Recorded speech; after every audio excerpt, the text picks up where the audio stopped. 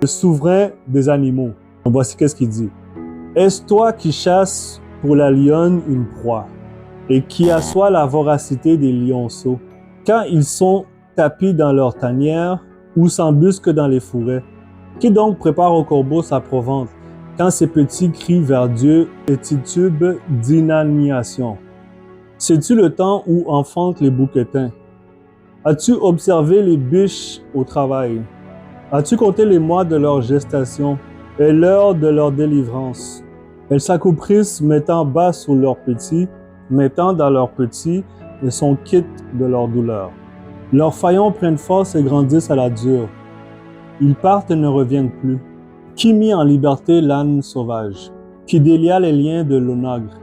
Auquel j'ai assigné le cep pour maison, la terre salée pour demeure, il se rit du vacarme des villes et n'entend jamais l'ânier vociférer.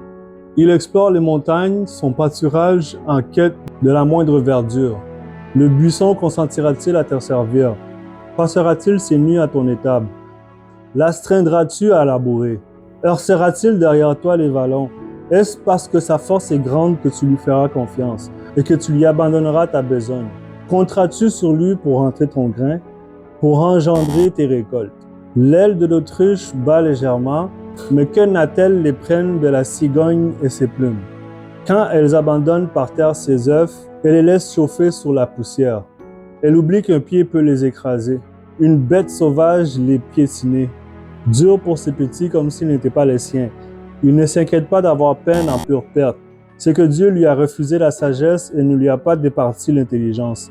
Mais dès qu'elle se dresse et s'élance, elle se rit du cheval et du cavalier. Est-ce toi qui donnes au cheval la bravoure, qui révèle son cou d'une crinière, qui le fait bondir comme le sauterelle? Son fier hennissement est terreur. Exultant de force, il piaffe dans les vallées et s'élance au-devant des arbres. Il se rit de la peur, il ignore l'effroi, il ne recule pas devant l'épée, sur lui résonne le carquois, la lance étincelante et le javelot. Frémissant d'impatience, il dévore l'espace. Il ne se tient plus dès que sonne la trompette. À chaque coup de trompette, il dit « Aha ».